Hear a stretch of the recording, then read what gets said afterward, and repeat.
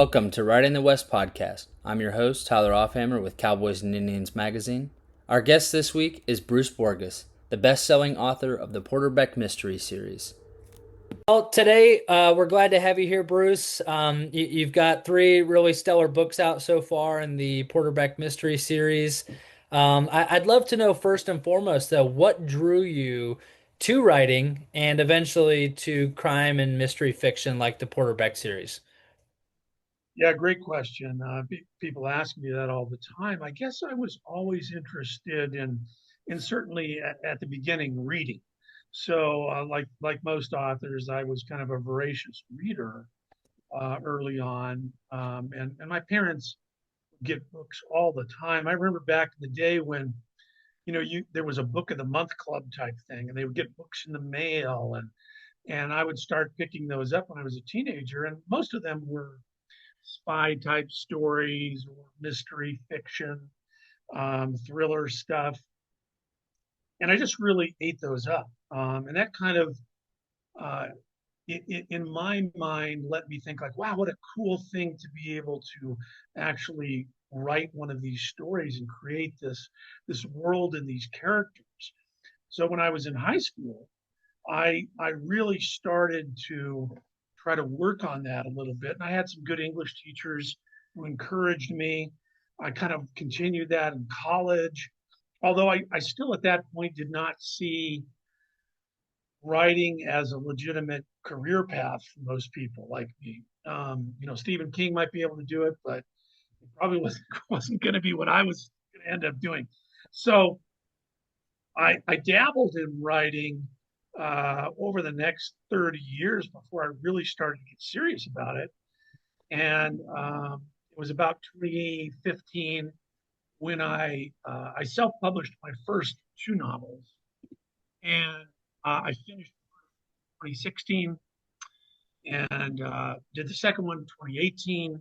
And then I knew, or at least I felt at that time, that you know what, I think I'm good enough to get traditionally published and to try to get a literary agent and go that route.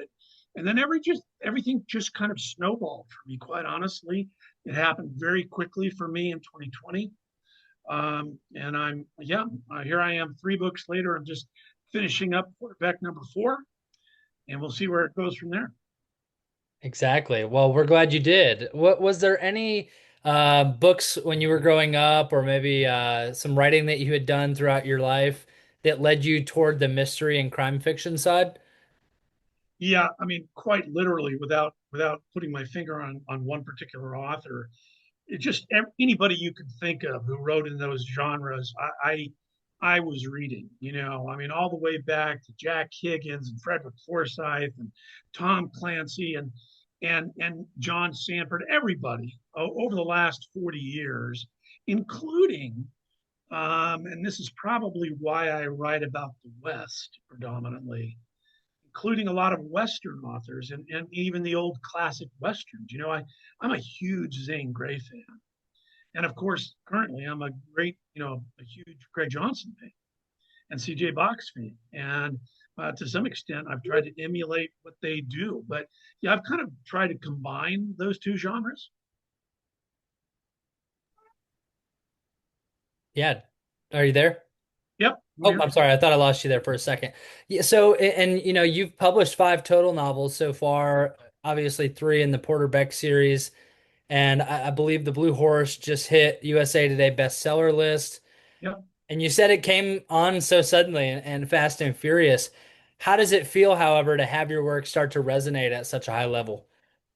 It really feels great. And I see this every day. I pay very close attention to the reviews I get on Goodreads or Amazon because I love the feedback. I mean, sometimes, it's not always the best, but and I just had one this morning, I think it was on Goodreads, and I was reading a review that a woman left, and she said something like, you made me gasp at the end. And so I responded to her and I said, anytime I can make a reader gasp, I know that I've done my job. And that's so, yeah, it's a great feeling to answer your question, Tyler, that to, to get feedback and to be where I am today and to have my books now starting to resonate and starting to pick up a much wider audience, because it's a little bit of an organic thing. You start with book one, and you try to get an audience, you try to hang on to it, try to grow it a little bit with each successive book. And now I'm getting a lot of people picked up the Blue Horse, had not read any of my previous works, but are telling me, oh, I can't wait to go back and read the first two books. So it's a wonderful feeling. Well, and you mentioned Craig Johnson, C.J. Box, and in much of the same way that they've adopted Wyoming not only as their home, but also as the home of their fictional characters, Nevada's been the same for you. What about living in the Silver State has helped really drive your story and also to find your voice as an author? Well, much like Wyoming, where those two guys write about for the most part, Nevada is a sparsely populated state compared to other places across the country.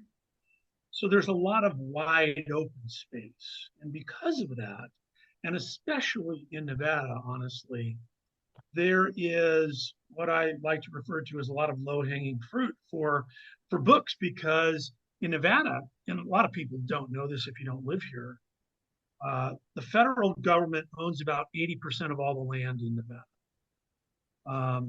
And again, because we don't have a huge population, I think we have 3 to 4 million people here in the entire state. But that state is huge geographically.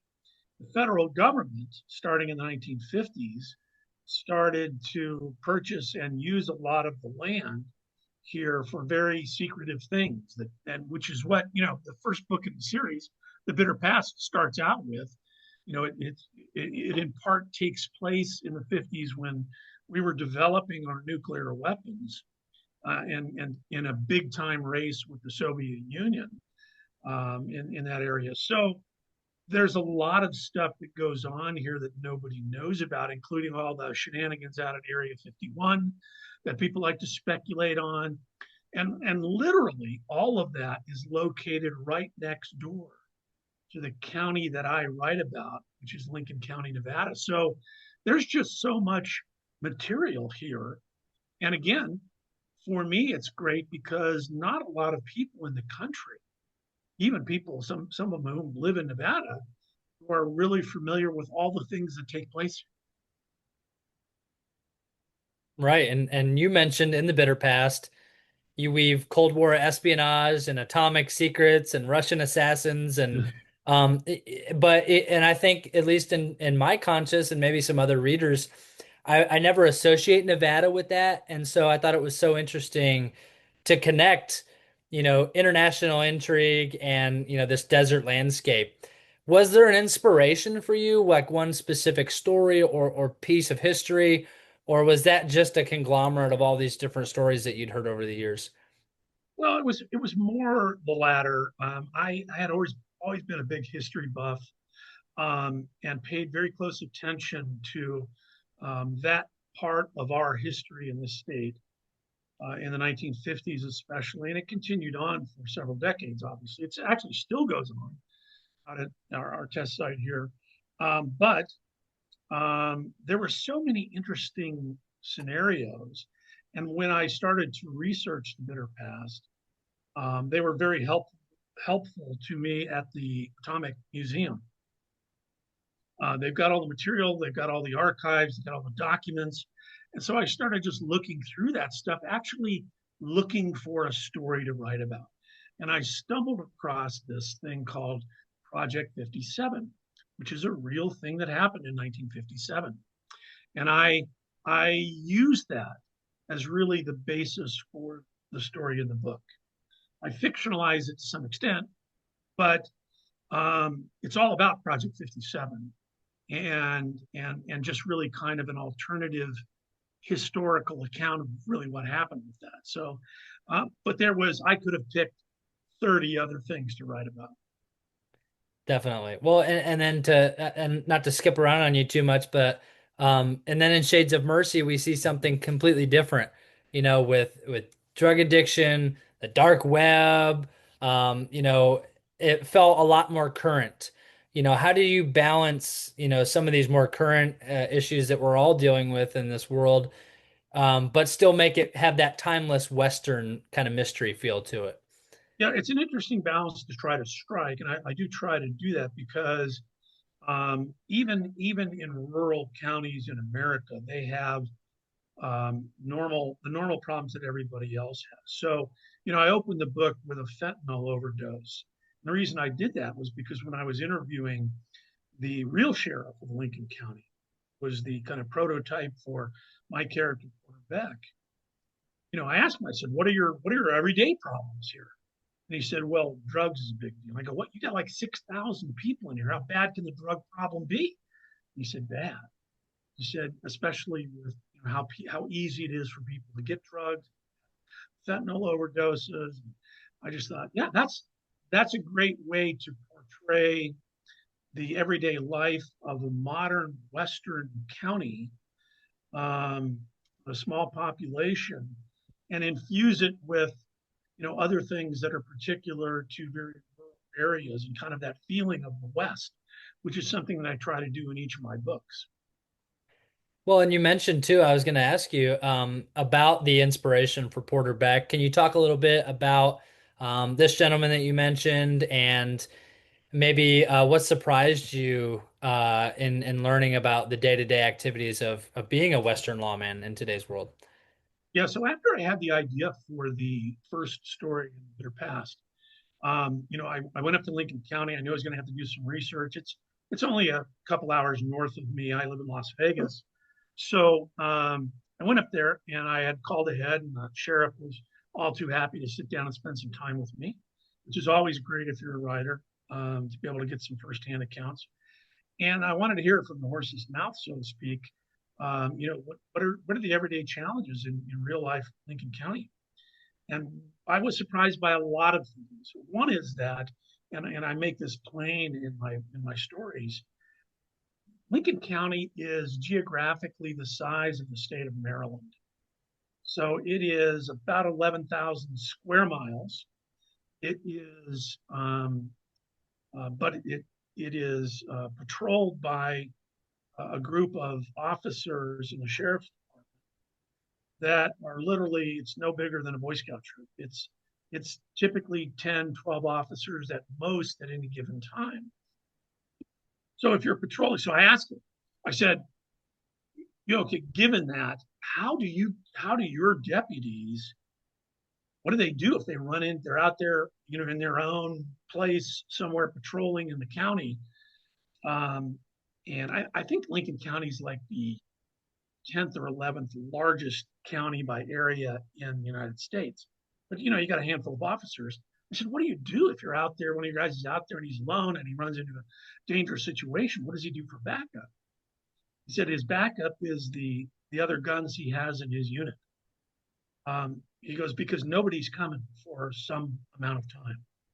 Wow. So he said that's the real thing about it. That's the difference between big city law enforcement, where backup is going to be, there in a matter of seconds, and a rural county where it may be easily an hour. So we talked about a lot of things like that, and he gave me a lot of great insights. I still use him to this day to bounce things off of him, like how would you guys have handled the situation? So Well, and he's not your typical sheriff either, Porter Beck, your character. yeah, right. He's got secrets, moral challenges, night blindness. How important was it for you as an author to give him vulnerabilities that not only have this central conflict that he'd have to overcome, but also his own shortcomings? Yeah, it's a great question. Porter Beck is not Jack Reacher. Yeah. As much as I like Jack Reacher, he is not indestructible. He has obstacles and challenges to overcome. You mentioned one of them. He suffers from night blindness. It's called retinitis pigmentosa. And while he can see pretty well during the day, he's blind as bad at night. Lights go low, it gets dark outside, he can't see. That's a real challenge for a law enforcement officer. And it was something initially he tried to keep fairly secret. It got him kind of bounced out of the Army earlier than he would have hoped. Nice career there. But he's dealing with it, and he's taking some interesting steps to try to ameliorate some of those uh, conditions that result from his eye disease. And in Shades of Mercy, he picks up a dog from the Reno Police Academy that's kind of flunked out of ammo school. And his idea is, well, I'm not going to use him for that. I'm going to train him to be a guide dog. So he's very good at trying to figure, interesting um, ways to go, interesting ideas for difficult situations. But yeah, but in addition to his challenges, he's got some unique gifts. He has an audio memory that's a real thing, but only a few people in the world have been documented with it. And that is that he can remember everything that he hears for the rest of his life. So any situation where he's been in a conversation, listening to a conversation, or a song on the radio, he will remember all of that information forever. And while that sounds like a great thing, it can also be a curse because, in his mind anyway, because sometimes in life you get hurt by words. And he unfortunately can never forget those. So he's got some of that to deal with as well. So he's got some interesting situations he has to deal with. But he's kind of a unique guy. He's got a great sense of humor. He's very fast, quick-witted guy, very intelligent, and a little bit, even though he grew up there, a little bit of a fish out of water because he's been in the Army for 20 plus years. He's been away, and he comes back to rural Lincoln County, which is not where he thought he was going to spend that second half of his life. And all of a sudden, he's the sheriff there. Right, and I thought that was so interesting to put him in that fish out of water scenario and the bitter past because at least in my experience, a lot of my local law enforcement are born and raised, Yeah, and they spend the majority of their lives in the area where they patrol. And like you said, he's from this area, but it's changed so much, and he's changed so much, since he left for the army. Was that a layer that you really wanted to add to that book in order to help us, get to know him a little bit better because we're right alongside him, getting to understand where he's patrolling? yeah, I think that's exactly what I was thinking at the Yeah. time. Was I want a character that my readers can relate to because they're all outside of this county, um, and they don't know it too well. So you're kind of, as the reader, discovering Lincoln County as he rediscovers it. And he's asking his people and his dad, who's very old now and suffering from dementia, about things in the county because he simply hasn't been there for close to 25 years, and that's a challenge for him as well. But yeah, I really wanted to kind of bring the reader along on his journey there. Well, and as any good fiction reader knows, being a secondary character is a dangerous job in any novel. But you know, you tend to flesh out a lot of these characters where whether it's the cartel enforcer or Porter Beck's neighbors, they feel layered and real. One, how important was that to you to really flesh out these secondary characters? And two, how much work is it and how do you approach it, making sure to give these people enough screen time, you could say, to really flesh out their character? Well, it's an important part, I think, for any author. We do it to different degrees. I'm not overly descriptive when I introduce or try to build on a character's description, because I like to leave something to the reader's imagination. If you look at any of my books, you'd be hard pressed to find a really hard drawn physical description of any of my characters, including Porter Beck. I give you a general sense of what they look like and what their habits are, what their history is. But I don't spend pages describing these people. But it is important I think, Tyler, for any author to give the reader a good sense of, and like you said, to layer some information about these people for each of these characters, so that the reader has really kind of a good sense. Oh, I, I, I, I know who this person is, Right. and I know where they've come from, without overdoing it. And I think that's a difficult balance to strike sometimes, because as authors, we have a tendency to want to overtell, and over describe at times, because we have a picture in our minds and we want you to understand what that picture is, to the nth degree.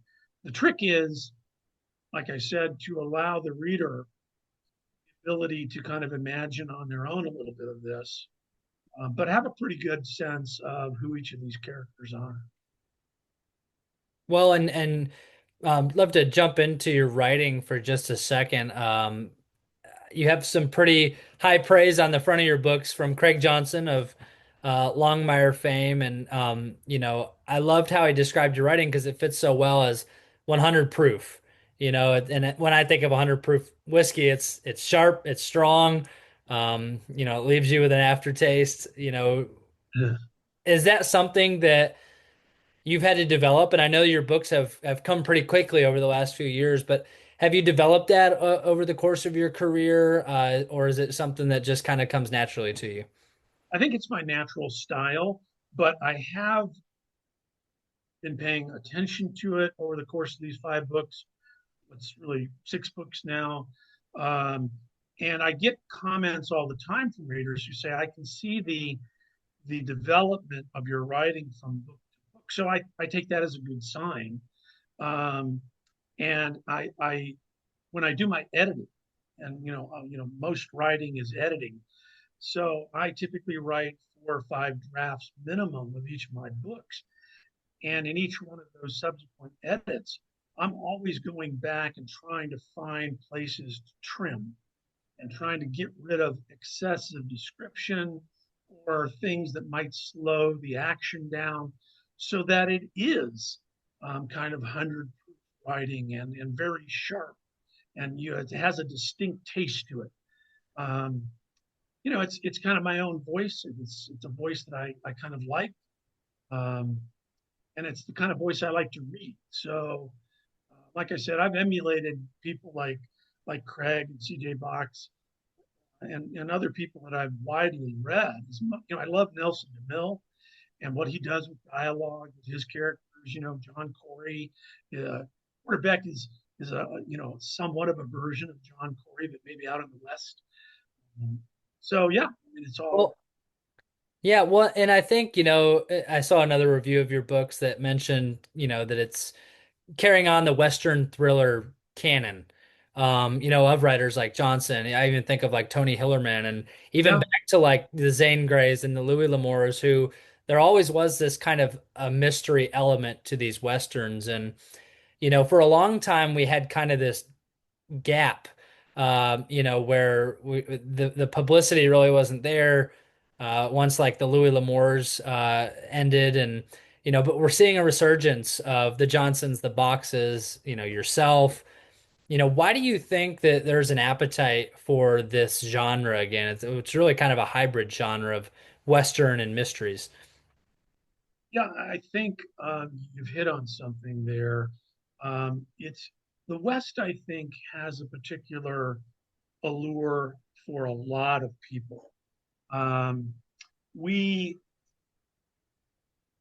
we've kind of fallen in love over the years with stories of the West. And again, unless you've traveled the West extensively, you may not know a lot about it. So even though we're not writing a story that takes place in the 1800s, there's still a lot of things that you can turn into a mystery here that people love to hear about it. And most of that has to do with geography. It's all of the things and all of the natural, geographic uh, areas and things that we have out here in the West that make for great stories. We have mountains, we've got rivers, we've got just the most amazing geographic formations that you can put into a story. And people like Zane Grey, did that early on, and even more certainly. And Craig Johnson continues to do it to this day. And I think even on your show, I think you had him on Yeah. fairly recently, right? Right. And I think he described, how this is kind of a hybrid genre now, writing about the West, and that you hear people, critics, on a pretty regular basis say that the Western is dead. Well, I agree with him. The Western is not dead. It's never going to be dead.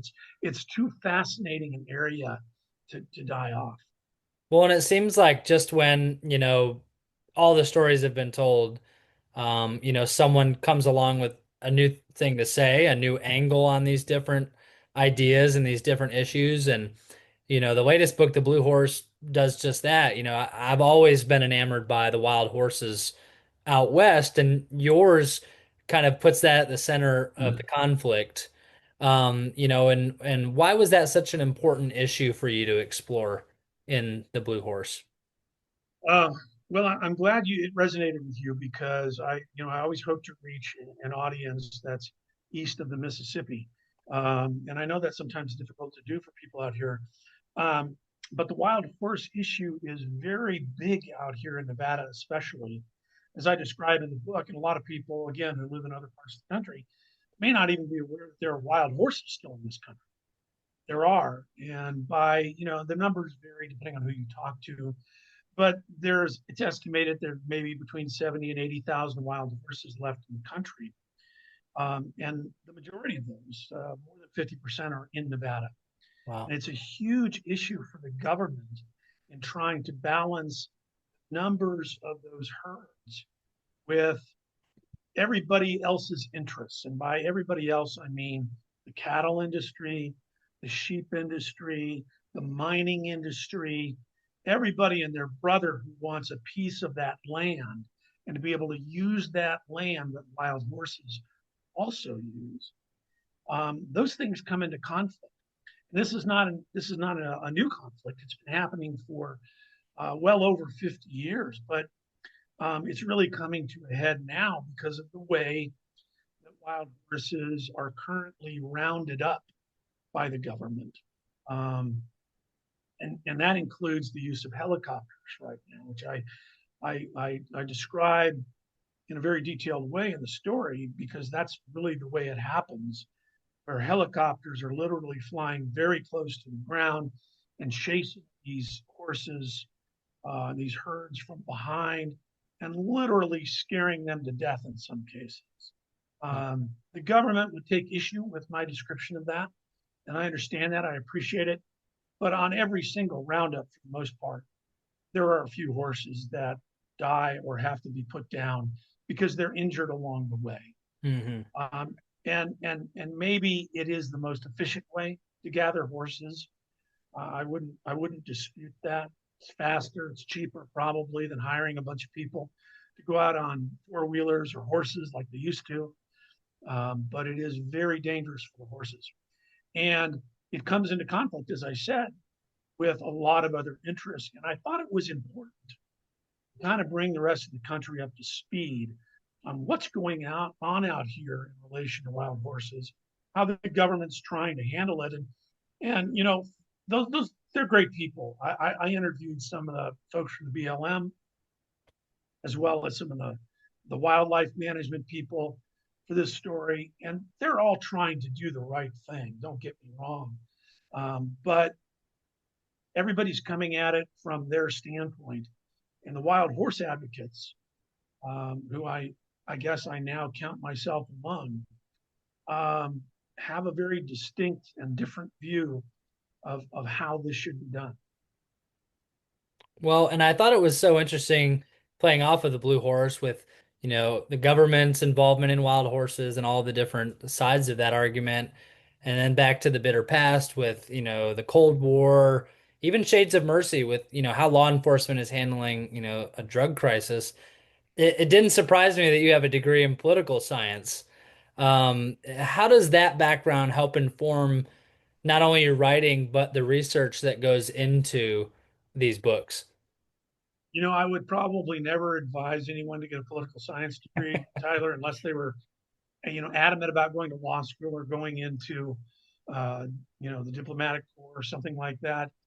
Um, because otherwise it's not very useful, but it is remarkably useful for writing stories like this.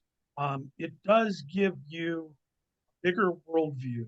I mean, if you have that interest, and I always had that, that interest, as I said, even when I was a little kid and reading a lot of stories, especially about things that happened other places in the world, and all of the political intrigue.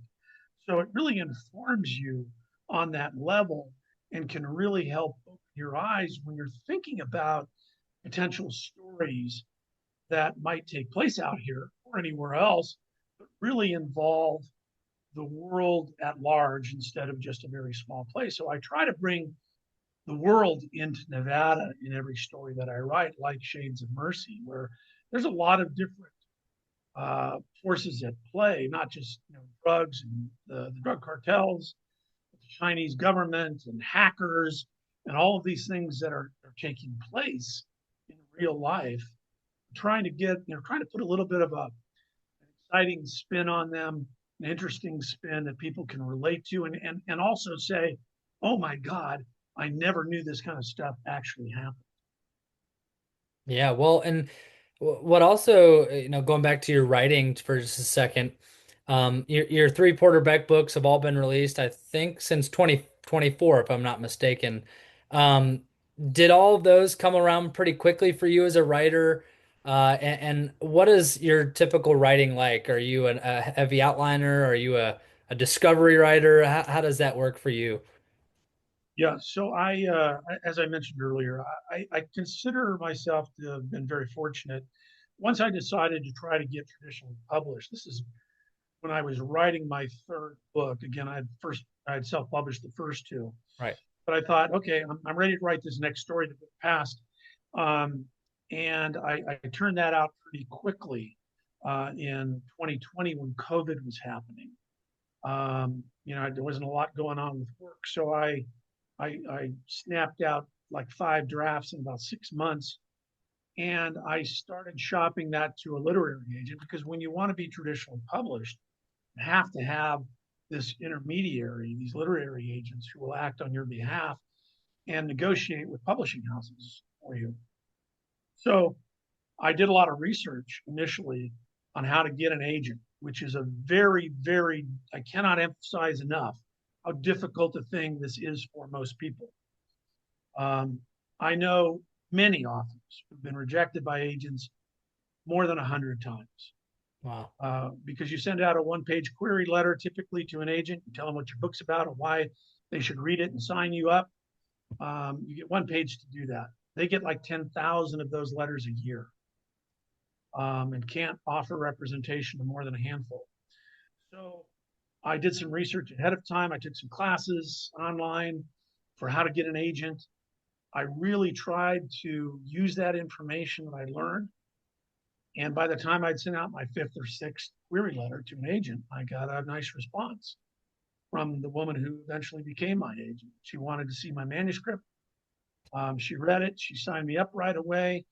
And 2 months after we put some final polishes on it in early 2021, she sold it to Minotaur Books and St. Martin's Press. So I say that I'm very fortunate, very lucky. In this business, you make your own luck. You have to have the story first. You have to be able to do this. But I think I was kind of in the right place at the right time too. And then everything happened, with the other books very quickly. They told me right away they want to make it a series.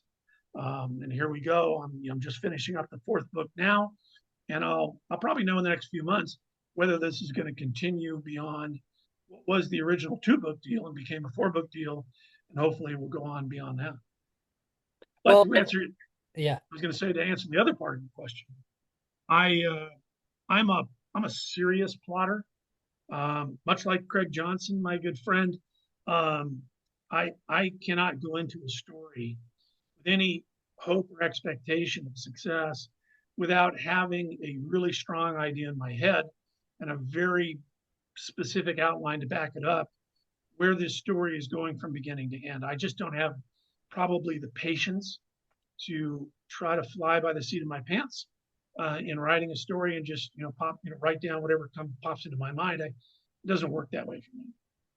Well, and you brought up Craig Johnson to a good point in my next question because, now that he's 20 books into his Longmire series, we talked about how it becomes, such it's no longer just yours. There's all of these readers and people who are so involved and have stakes that they've put down into these books that they care about so much. And, now that you are, like you said, 4 books in now, what has been the reader feedback for you? What have you enjoyed most about that engagement with your readers? And, has it given you confidence or has it maybe given you a little bit of, well, now I've got some big expectations to fulfill? It's really both. Yeah. I do feel the little bit of pressure of those expectations because people have come to adopt these characters, and they're constantly giving me feedback, either in person or online, about, oh God, I love Brinley. She's the best character ever. As a matter of fact, in my books, if you took a poll, most people would say Brinley's their favorite character, and that's for anybody who doesn't know, that's Porter Beck's sister. Um, and she's very unique and has got some interesting things going on. But they all kind of take this stake in what's happening in your stories and to these people. I've been at book clubs, Tyler, where people will break into an argument about the decisions that my characters have made. And literally, they'll be arguing back and forth and saying things like, he had no choice. He had to do it that way. And the other person's going, no, that was too risky. He shouldn't have done that. And they take some ownership, which is really fun to see. And it's happening more and more, especially as the stories and those characters develop organically, as I mentioned. And they consider it to be a situation where they have a vested interest. What happens to these people? Like, gosh, I get so many people say, "What's going to happen with Porter's eyesight? I don't want him to go blind." So they're like trying to, subtly make me write this a certain way, and I'm cognizant of that, and I have to be mindful of that because I do want to satisfy my readers. At the same time, I have to be careful not to overindulge them. Well, and judging from the events list on your website, you've been pretty active, in getting out there, hitting the road on tour. And um, had you ever done anything like that before you started? And what has that experience been like? It's been the most wonderful experience. I had never done anything like that before the Bitter Past came out. When you self-publish, that's a very different situation. You're doing all of your own marketing and trying to do things, but it's very difficult to get bookstores to carry your books and things like that. Once I had a real publisher, all of that was kind of done for me. I've got an entire marketing team that I work with at Minotaur. I've got a publicist who helps me set up these events, a majority of them anyway. Um, but it's been fabulous, if for no other reason, just to get out there and shake people's hands and get their feedback and to actually have them tell me things like, oh, you made me laugh or you made me cry. There's no better words for an author to hear, I don't believe. Like I said, I could never make $1 on my books. And if I could get that kind of feedback on a regular basis, I'd continue to do it with no problem. There you Uh, go. yeah, I mean, it's just the most wonderful thing in the world. It does take some time. It kind of cuts into your writing habits at times, but typically it only lasts for a few months after your new book comes out. But I'm enjoying it every bit of it.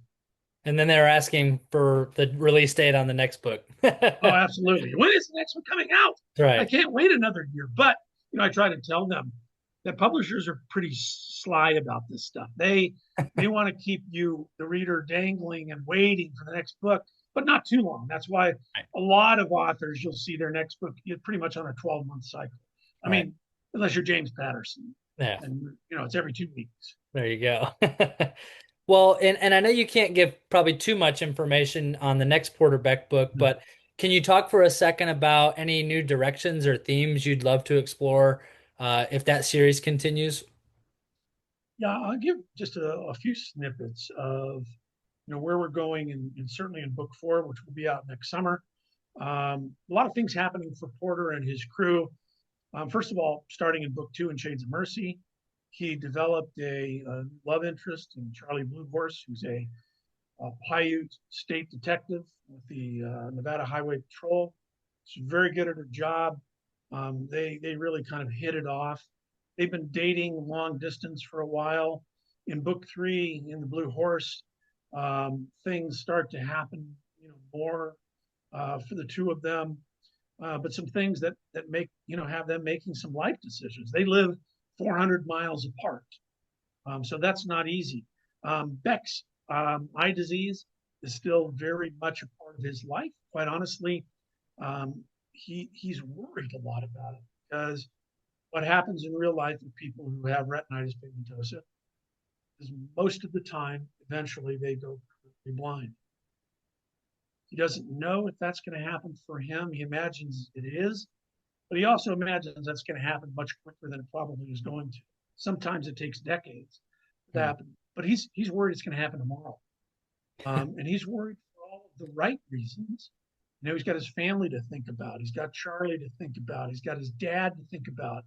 And who's going to care for those people if I can't see?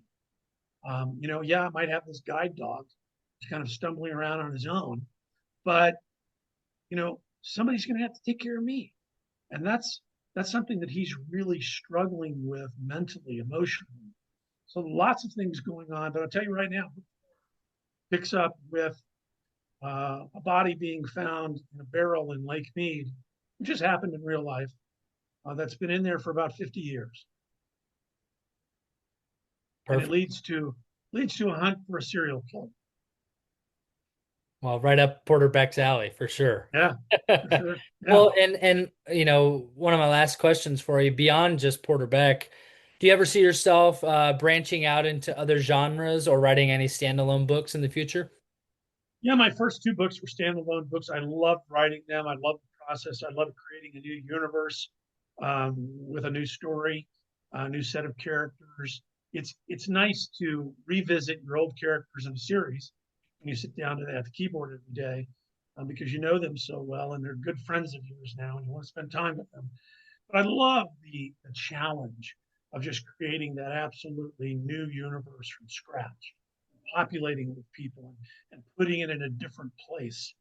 My second book that I published takes place predominantly in East Africa, South Sudan during the Civil War. Um, so it's a fascinating thing, and really just from a research standpoint alone, I love that process of learning more about the areas that I'm writing about and the people I'm going to need to put in those stories.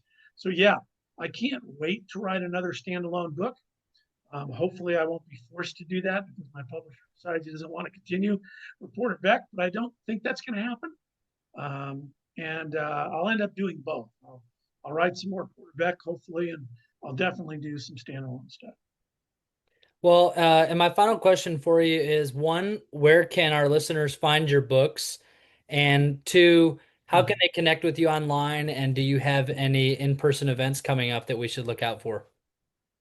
Yeah, that's all good stuff. The easiest way to find my books is really to go to any bookstore that you normally go to. If they don't have it on the shelf, they can order.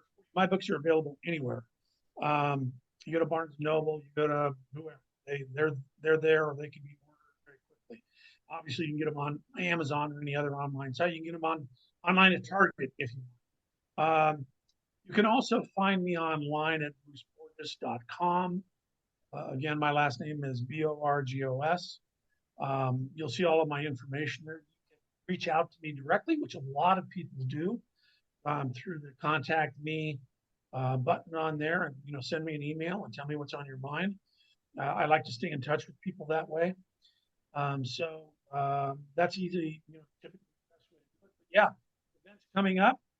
I've got a couple things in September right now. I've got a book club I'm doing here in Southern Nevada. I've got a book event, bookstore event I'm doing in St. George, Utah. I think the third or fourth week of September. And then a bigger event in a place called Carmel Clay, Indiana, right outside of Indianapolis. At their annual, it's a library district, and they put on these wonderful author events every year. And I'm going to their annual author event, I believe, which starts on the 22nd of October, where they get about 5 or 6 authors in, and 750 people show up for these things, and we get to spend some time with them. So that's what's on the immediate agenda, and then there'll be some other things, some festivals that come up in the spring. But yeah, that's what's on there, and all of those are on my website. Perfect. Well, Bruce, we've enjoyed speaking with you today. We can't wait for the fourth Porter Beck series book to come out next year, and we'll have to have you back on the podcast. Well, Tyler, thanks so much. I love listening to your show. I love the whole Cowboys and Indians magazine, always have. And I love listening to the folks that you interview. I really appreciate you having me on, and for all of the, obviously the pre-work you did in getting to know me a little bit before you had some questions to ask. So thank you very much. Well, thank you. It's our little part to help carry on the Western genre. We love it. Well, take care, and we will talk to you soon. Sounds good, Tyler. Thank you. Bye.